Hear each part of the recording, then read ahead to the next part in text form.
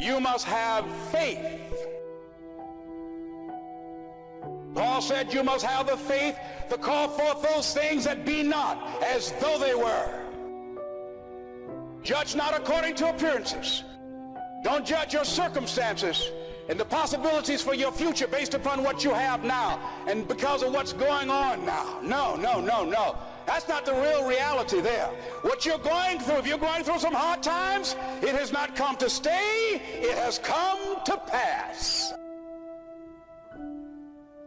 No, I've actually always found something to be very true, which is most people don't get those experiences because they never ask. I've never found anybody that didn't want to help me if I asked them for help. No matter how bad it is or how bad it gets, I'm going to make it. So you got to have faith. You talk to yourself. You say that affirmation. The next step is you must have patience and engage in consistent action. I've never found anyone who said no or hung up the phone when I called. I just asked. And when people ask me, I try to be as responsive, to pay that debt of gratitude back. Most people never pick up the phone and call. Most people never ask. And that's what separates sometimes the people that do things from the people that just dream about them. You gotta act. And you've got to be willing to fail. You've got to be willing to crash and burn. With people on the phone, with starting a company, with whatever. Patience and engage in consistent action. See, everything does not always happen, ladies and gentlemen, when we want it to happen. How do I know which of the voices in my head, because we all have conversations in our heads, which of these voices is my heart? How do I know when I'm following my heart and not following something else? So to answer that, the very first thing I want to bring to your awareness is you've got 3 brains in your body. Of course, this is my rendition of it. You've got your head brain, heart brain, and you've got your balls brain. If you look at the brain itself, it's actually set up in 3 different parts. You've got 3 different parts to your brain. You got your neocortex, cortex, and medulla. And they sort of correlate with the head brain, the heart, and the balls. For today's purposes, we're going to talk about the head brain versus the heart. When are you following your heart and when are you following your head? Or when are you following the ego or following love? Okay, very strong distinction that needs to be recognized before you make a big decision in your life. So, very first thing you gotta recognize is that the part of your conversation in your head that is rational, logical, mathematical, that makes sense, that's factual, that is based on what other people have told you, historical, that is your head brain. That is your head brain giving you all of the evidence, all of the concrete support for the decision you're about to make. 2 + 2 = 4. It's a no-brainer, right? That's what they call a no-brainer. It's very obvious. The part of that conversation that's completely irrational, completely illogical, makes absolutely no sense. 2 + 2 = 17 or 0, right? That part of the conversation that's also tied to the emotion of what you're about to choose. Man, this feels right. But on paper, it looks stupid. On paper, it doesn't make any sense. It's not factual, it's not mathematical, but it feels right. That is your heart. And in the same way that you have to fall in love, heart's associated with love, you've got to fall into that decision. Nobody rationally chooses, makes a concrete, evidence-supported choice to fall in love. That's why they call this shit falling. You have to let go and completely fall into that situation.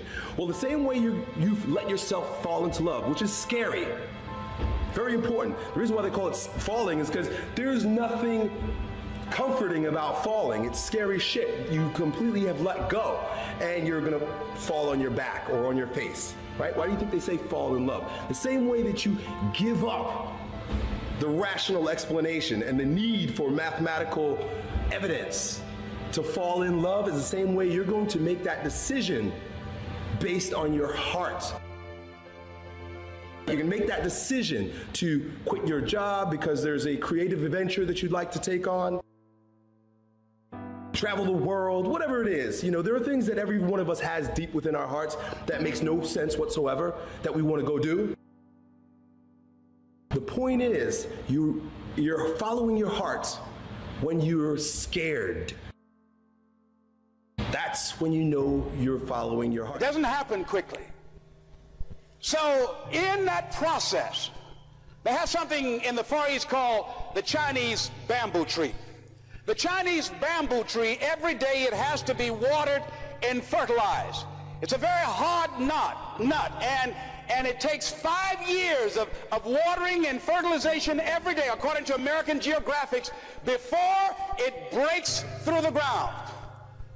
At any time, if the watering process and the nurturing and the fertilization process is stopped, the Chinese bamboo tree will die in the ground.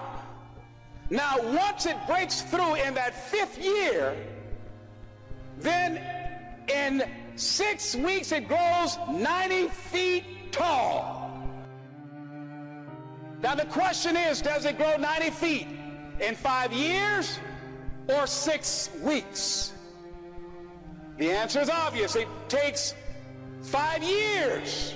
That's how long it took to grow it, to build that foundation, to nurture it, to water it, to build the reputation, to build the credibility, to learn the market, to learn people, to learn yourself, to learn the system, to learn how to do it, to figure it out. That's why you must have patience and engage in consistent action.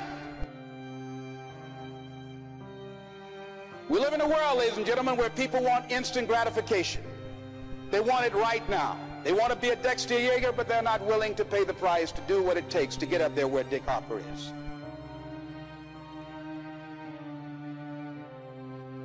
Where Bryant or Judy is. They think it was easy.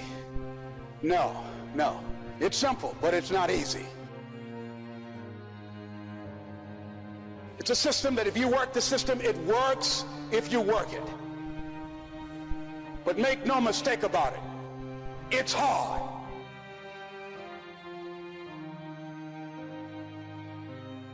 And you are the determining factor.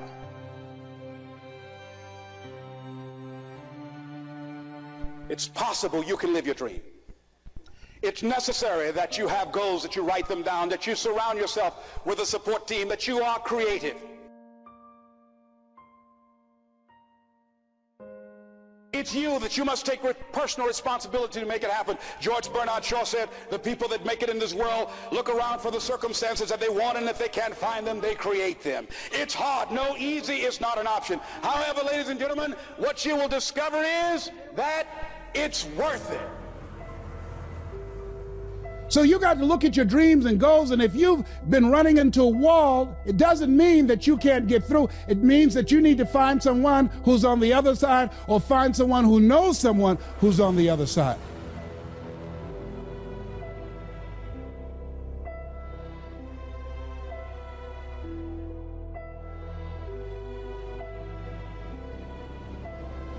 Remember, I said you got to have passion and drive, and you've got to have persistence and perseverance and people and projects. What do you mean projects? Well, that was a big deal to be on Raul Schuler's program. How do we discover our greatness? By upgrading our relationships and by having goals that's beyond our comfort zone. Why? Because it causes you to reinvent yourself. Brian Tracy calls it the danger zone. You want to do something you've never done. So being on his program was a big deal for me.